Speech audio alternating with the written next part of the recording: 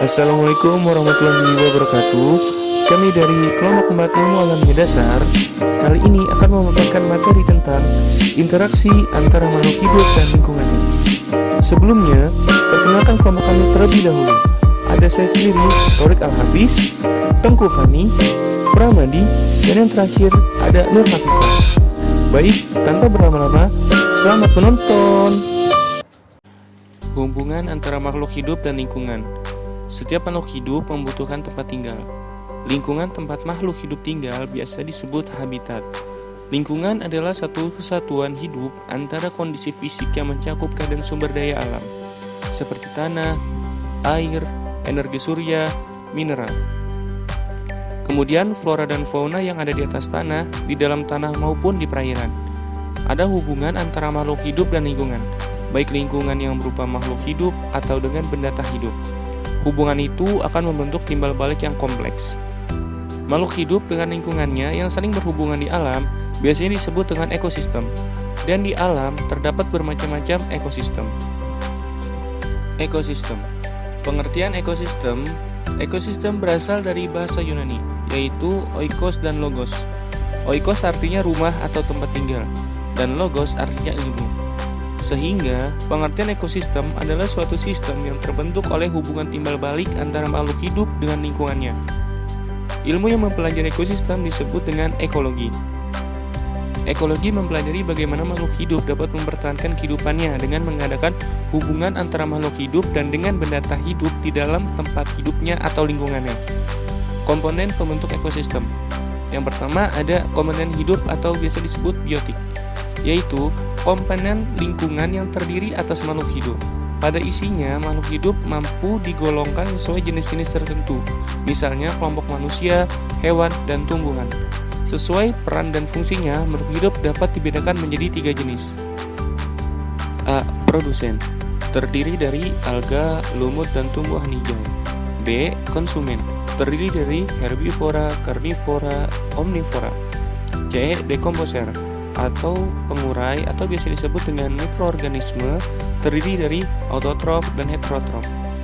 Yang kedua, komponen tak hidup atau biasa disebut dengan abiotik, yaitu komponen penyusun ekosistem yang terdiri dari benda-benda tak hidup. Secara terperinci, komponen abiotik merupakan keadaan fisik dan kimia di sekitar organisme yang menjadi medium dan substrat untuk menunjang keberlangsungan kehidupan organisme tersebut.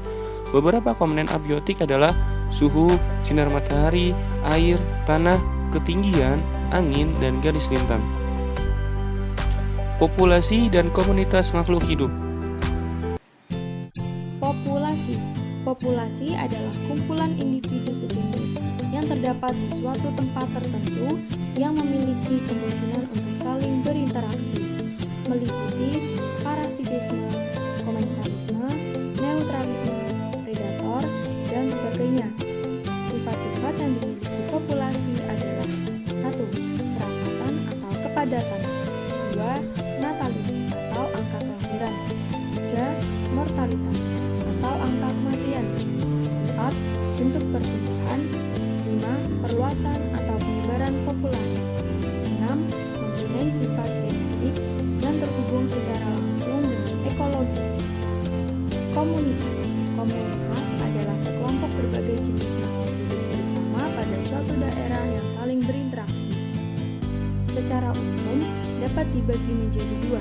1. Akuatik, misalnya di laut, sungai, danau, kolam, dan sebagainya. 2. Terestrial, misalnya di pekarangan, padang rumput, kebun raya, dan sebagainya. Aliran energi dan materi dalam ekosistem.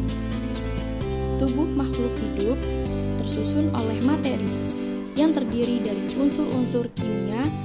Aliran energi merupakan rangkaian urutan perpindahan bentuk energi, dimulai dari sinar matahari lalu ke produsen, ke konsumen atau herbivora, karnivora, omnivora, sampai dengan dekomposer.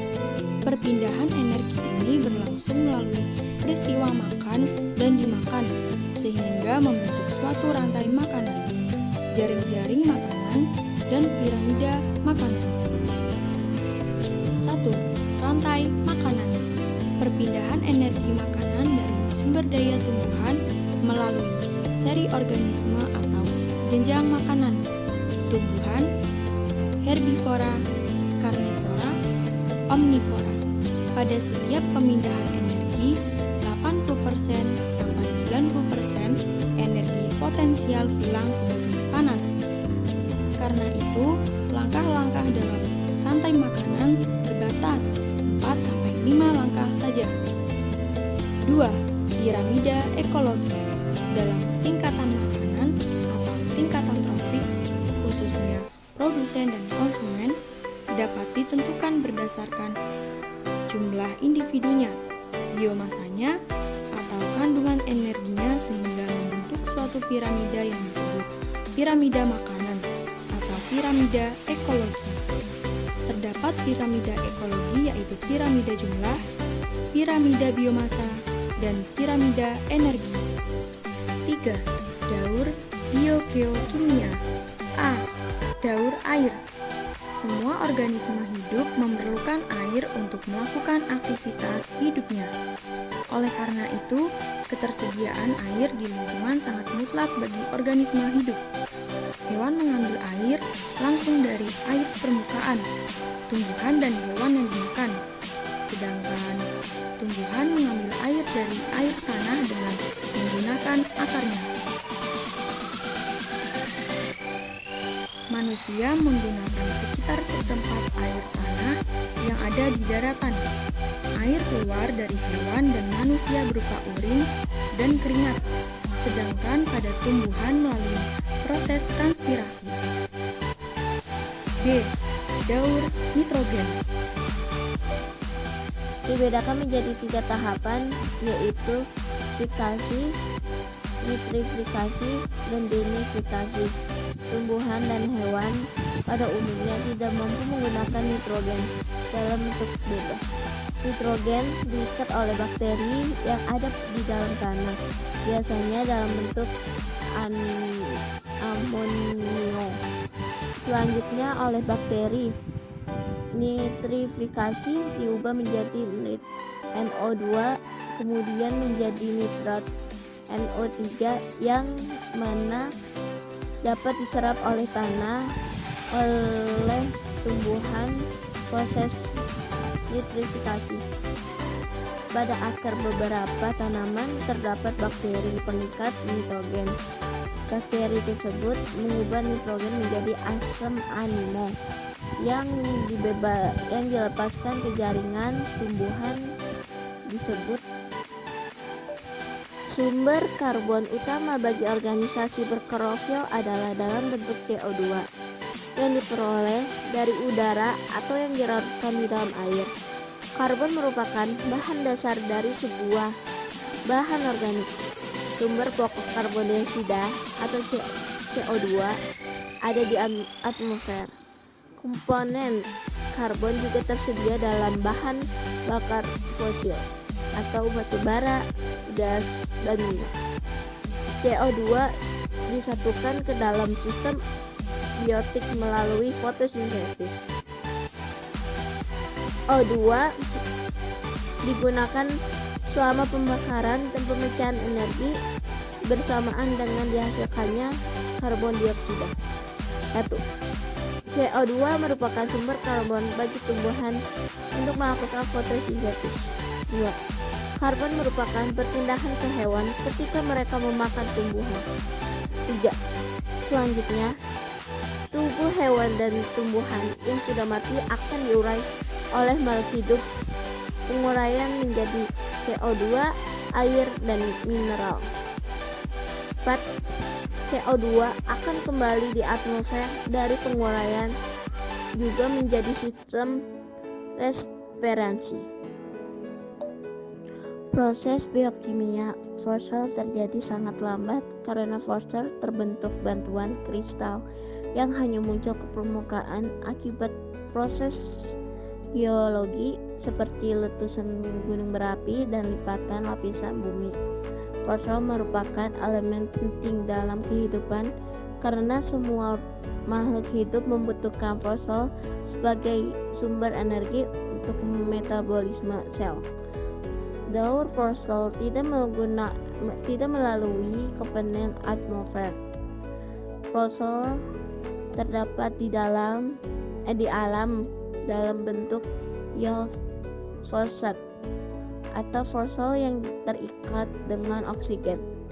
Ion fosfat terdapat dalam bebatuan. Adanya proses erosi dan pelapukan menyebabkan fosfat terbawa menuju ke sungai hingga ke laut, membentuk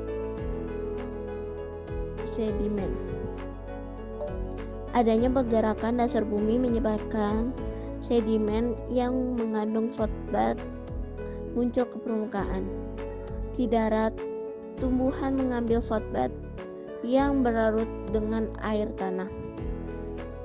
Seluruh hewan mengeluarkan fosfat melalui urin dan feses. Bakteri dan jamur mengurai bahan-bahan organik di dalam tanah melalui pelepasan fosfor, kemudian diambil oleh tumbuhan. Sulfur reduksi oleh bakteri menjadi sulfida dan kadang-kadang terdapat dalam bentuk sulfur dioksida ataupun hidrogen sulfida. Hidrogen sulfida ini seringkali mematikan makhluk hidup di perairan dan pada umumnya dihasilkan dari penguraian bahan organik yang mati. Yang pertama, tumbuhan menyerap sulfur dalam bentuk sulfat. Yang kedua, perpindahan sulfat menjadi melalui proses rantai makanan. Semua makhluk hidup mati akan diuraikan oleh bakteri. Yang ketiga, beberapa jenis bakteri terlibat dalam daur sulfur, antara lain desulfomakulon dan desulfibrio yang akan mereduksi sulfat menjadi sulfida dalam bentuk hidrogen sulfida.